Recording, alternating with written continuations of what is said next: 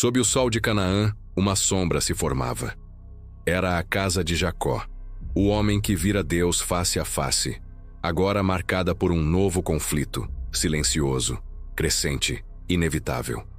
Dos 12 filhos, um brilhava com um esplendor que despertava tanto amor quanto inveja. Seu nome, José. Filho de Raquel, nascido na velhice de seu pai, ele trazia nos olhos uma luz que parecia vinda de outro mundo. Jacó o amava mais do que a todos os outros. E esse amor, puro aos olhos do patriarca, tornou-se o fermento do ódio em seus irmãos.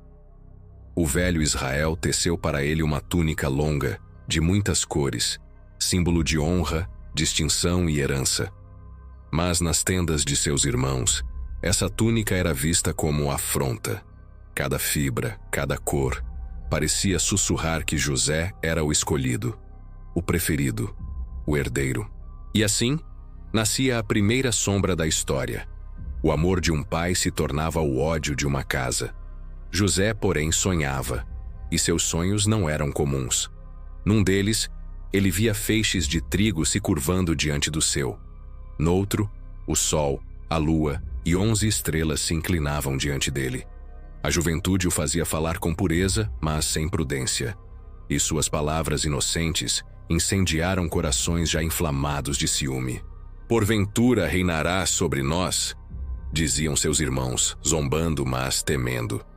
Jacó, por sua vez, guardou as palavras no coração, pois lembrava-se de Betel e de como Deus escolhera o improvável. O capítulo não fala apenas de um sonho, fala de um chamado divino que começa envolto em rejeição. Pois toda eleição divina desperta a oposição da carne, e como Abel diante de Caim, José se torna o espelho do favor que o mundo não suporta ver refletido. Certo dia, Jacó enviou José a buscar seus irmãos nos campos de Siquém. Lá estavam os pastores de Israel, e lá caminhava o jovem, vestindo a túnica que era sua bênção e sua sentença. Os irmãos o viram de longe, e antes que ele se aproximasse, o plano já estava formado.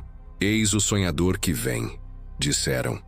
As palavras caíram como pedras. Matemo-lo e vejamos o que será de seus sonhos. Mas entre eles havia Reúben, o primogênito dividido entre culpa e liderança. Ele tentou deter o crime propondo: não derramemos sangue. Lançai-o nesta cova, mas não o toqueis. Seu plano era salvá-lo mais tarde, mas o tempo da misericórdia logo se dissiparia na poeira do deserto. José foi despido da túnica, o símbolo de sua eleição arrancado à força. E então, lançado numa cisterna vazia, o som da queda ressoou como eco profético. O justo desce ao abismo, não por culpa, mas por propósito. Enquanto José clamava, seus irmãos se assentaram para comer pão. Que contraste cruel! A fome da carne banqueteando-se diante do sofrimento do eleito. Então viram ao longe uma caravana de ismaelitas descendo a caminho do Egito. Judá, aquele que mais tarde daria nome ao Messias, sugeriu: que proveito haverá em matá-lo? Vendamo-lo. E assim, o sangue foi substituído por prata.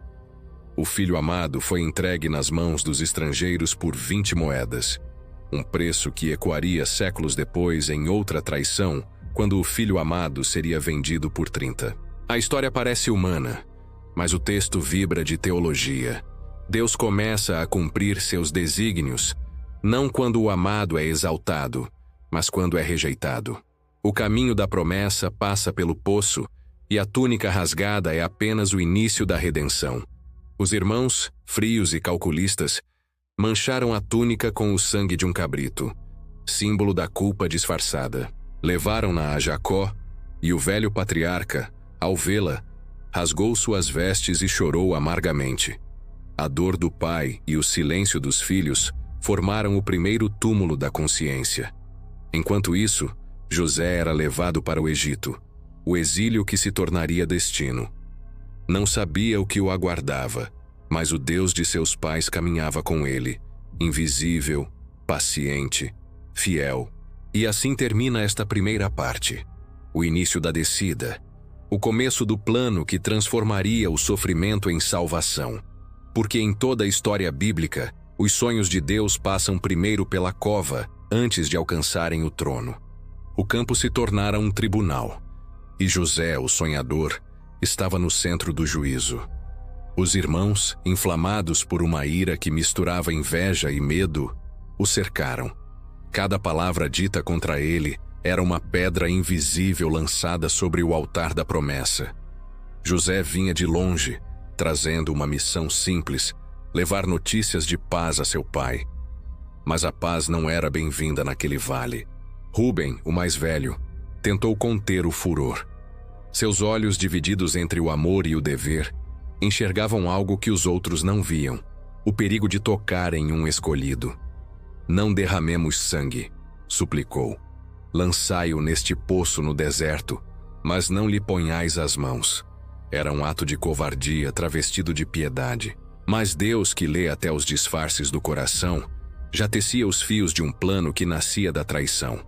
José foi despido de sua túnica de mangas longas, o símbolo do favor do pai, o emblema da eleição que provocava o ódio.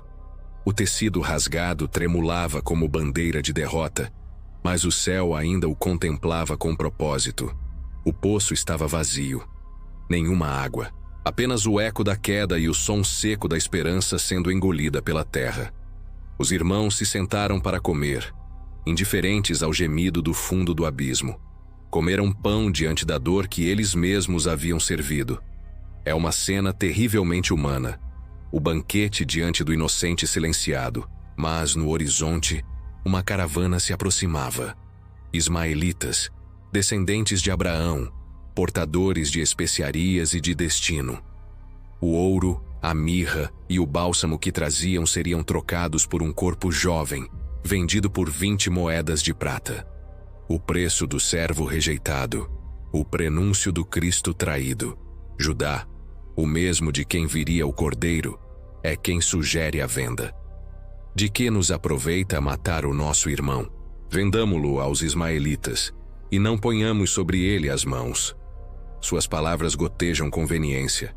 Ele fala como quem negocia justiça, mas a sua voz se tornará o espelho da humanidade caída, sempre pronta a vender o justo quando o preço parece razoável. José é erguido do poço, não para ser salvo, mas para ser vendido. Seus olhos se perdem no deserto, enquanto os irmãos o observam sumir na poeira. Ele grita, talvez por ajuda, talvez por compreensão, mas o silêncio do deserto é resposta suficiente. Deus, porém, está no silêncio. E o poço que engoliu o sonho será o portal para o cumprimento da promessa. Rúben volta e encontra o abismo vazio. Rasga suas vestes. Clama como quem descobre tarde demais que o pecado tem retorno impossível. O menino não está mais aqui, e eu, para onde irei? O grito do homem que percebe o peso de ser cúmplice da ausência. Então os irmãos tramam a mentira. Pegam a túnica de José, mergulham-na no sangue de um cabrito e a enviam a Jacó. Reconhece, pai, se é a túnica do teu filho. Jacó reconhece e cai em pranto. Rasga as vestes, veste-se de luto e recusa consolo. Descerei à sepultura com meu filho, pranteando. Mas o pai chorava um morto que ainda vivia. E o filho vivia o deserto de um morto entre os vivos. Há algo divino nesse contraste. O amor humano vê perda, mas Deus enxerga preparo. O poço não foi o fim. Foi o início de uma escada que desceria até o Egito e subiria até o trono.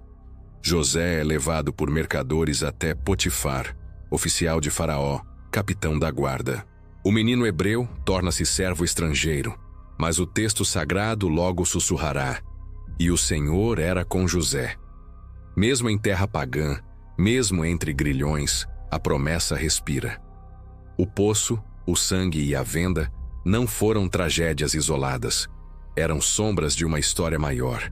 A túnica manchada era o protótipo do cordeiro ensanguentado, o servo vendido, figura do Redentor, e o silêncio de José no deserto ecoaria milênios depois, quando outro filho seria traído por moedas de prata, entregue por um beijo e levado sem defesa ao lugar do sacrifício. A terra de Canaã agora guardava um pai chorando e 11 irmãos culpados. Mas o céu já havia um trono reservado e um Egito esperando pela revelação de um sonho que o poço não pôde enterrar. Porque Deus escreve sua promessa em vales profundos, e o eco da dor se torna o som da providência. E o poço de José ainda fala, dizendo que o justo pode ser lançado à escuridão, mas nunca fora do plano de Deus. A areia do deserto engolia o som dos passos. José, o filho amado, o sonhador ferido, agora seguia entre cordas e correntes, como prisioneiro de uma história que ele ainda não compreendia. Atrás dele, a poeira levantada pela caravana apagava o caminho de volta. O mesmo caminho que separava a casa da promessa do ventre do Egito. Os mercadores ismaelitas marchavam sob o sol ardente, e José, com o olhar perdido no horizonte, via suas visões se despedaçarem como espelhos trincados. Os feixes curvados, o sol e a lua se inclinando. Tudo parecia zombar de sua fé. O sonho de glória se transformara em deserto. Mas o Deus de Abraão caminhava invisível entre as sombras. Enquanto José seguia acorrentado, o texto sagrado se volta para a casa de Jacó, um lar agora envolto em luto e engano. O pai, envelhecido e desconsolado, se recusava a ser consolado. Descerei à sepultura chorando meu filho. Essas palavras eram mais do que dor. Eram o gemido de uma promessa ameaçada.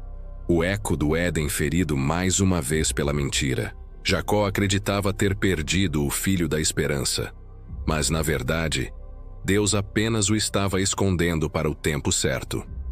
No céu, o cronômetro da providência seguia o seu compasso. E no coração do Egito, o palco do futuro estava sendo preparado.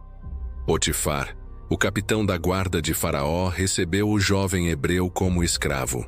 Aos olhos do mundo, José havia descido ao ponto mais baixo, mas aos olhos do Eterno, era ali que a escada celestial tocava o chão. A narrativa bíblica silencia sobre lágrimas, mas o Espírito deixa entrever o fogo da prova. José, o mesmo que um dia usara túnica real, agora veste pano de servo. Mas o texto anunciará, como lâmina de luz, e o Senhor era com José. Essa frase curta e poderosa é o fio que costura toda a história, o selo que transforma o poço em altar, a prisão em forja e o Egito em cenário de redenção. Enquanto isso, em Canaã, os irmãos convivem com o peso do engano. Cada vez que veem o pai, lembram-se do sangue falso, da túnica entregue, do grito abafado. O pecado não morre facilmente. Ele sussurra nos sonhos, persegue nas sombras e se alimenta do silêncio. E Deus, paciente e justo, os deixa caminhar sob esse peso, até que o tempo amadureça o arrependimento. Mas voltemos a José. O Egito o recebe com o mesmo brilho que um dia seduziria Israel. Palácios, ídolos, ritos e poder. Tudo parece grande demais para um servo hebreu. Mas o Deus que o acompanhava em Canaã também é o Deus dos estrangeiros. José aprenderá que o verdadeiro altar não depende de localização. Ele é erguido no coração que confia mesmo quando não entende. No deserto, o sonho parecia morto. No Egito, ele começaria a ressuscitar. A túnica rasgada seria trocada por vestes de autoridade. O escravo se tornaria governador. Mas antes da glória, viria a prisão. Antes da exaltação, o esquecimento. Antes do trono, o teste. Porque a promessa de Deus nunca chega sem fornalha. O poço foi o primeiro degrau de uma escada invertida, uma descida que levaria ao trono mais alto. E nessa inversão, Deus escondia o retrato de Cristo, o Filho amado enviado pelo Pai, rejeitado pelos irmãos, vendido por prata, silenciado diante da injustiça, e exaltado ao final para salvar os mesmos que o traíram. José é o espelho do Messias. Seu sofrimento é profecia. Seu perdão é sombra da cruz. Cada lágrima no poço anunciava o sangue que seria derramado séculos depois por amor aos inimigos. Enquanto os irmãos dormiam em Canaã, achando que haviam encerrado o sonho, o Egito recebia o portador da salvação. A história parecia girar para o mal. mas o Eterno já estava convertendo o mal em caminho. E assim, o capítulo se fecha com um silêncio sagrado. Não há milagre visível, não há voz dos céus, não há anjo com espada flamejante. Apenas o caminhar de um servo estrangeiro que carrega dentro de si a centelha de um plano divino. O Deus de Jacó continua fiel, e mesmo quando tudo parece perdido, ele ainda está tecendo a trama, porque o sonho de José não era sobre feixes ou astros, era sobre redenção. Era sobre um Deus que, para salvar o mundo, permitiria que seu filho também fosse lançado num poço, vendido por moedas, esquecido por um tempo, até que a luz rompesse de novo. O poço foi o início, o Egito, o meio, Cristo, o fim, e o cumprimento de todo sonho que desce às trevas para ressurgir em glória.